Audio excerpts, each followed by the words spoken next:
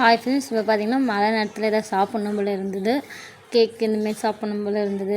இப்போ பார்த்திங்கன்னா நாங்கள் கப் கேக் செய்கிறது ஐடியாவில் இருந்தோம். ஃபஸ்ட்டு அதில் இதில் போட்டு வச்சுருக்கணும்.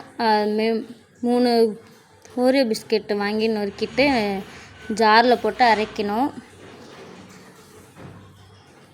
அரைச்சிட்டக்கப்புறம் அதை நல்லா நைஸாக எடுத்துக்கிட்டு மீடியமாக எடுத்துக்கிட்டு நீங்கள் அதை கிண்ணத்தில் போட்டுக்கோங்க.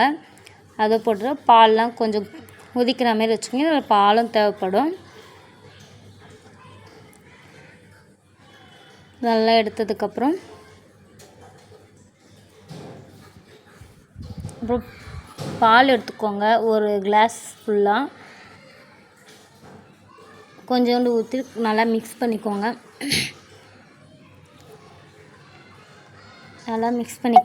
தேவையானது பால்லாம் தேவைப்படும். அப்பயும் வச்சுக்கோங்க. ஊற்றி மிக்ஸ் பண்ணிக்கோங்க. அதோட இது வர மாரி பண்ணிக்கோங்க.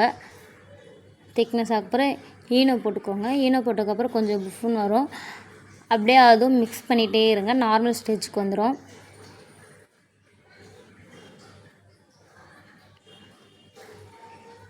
பண்ணிகிட்டே இருந்திங்கன்னா நாங்கள் கப் கேக் பண்ண போகிறோம். அதில் ஒட்டாமல் இருக்கிறதுக்காக நாங்கள் எண்ணெய் வச்சுருக்கோம்.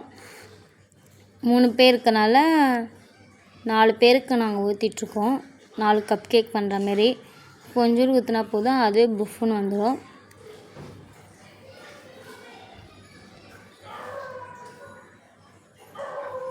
நாலு கிளாஸ் ஊற்றியாச்சு. அப்புறம் தயிர் மில்க் நாங்கள் மேலே அது வாங்கிட்டு வந்தோம். அது நாங்கள் மெல்ட்டாக போடலான்னு பண்ணோம். அப்புறம் ஞாபகம் இல்லாமல் அப்படியே விட்டுட்டோம். அதனால் சரி அதுக்கு டெக்கரேஷனுக்காக மேலே போட்டிருக்கோம். உங்கள் இஷ்டம், நீங்கள் மெல்ட்டாக போட்டுக்கலாம், அப்படி இல்லைன்னா அதை வச்சுக்கலாம்.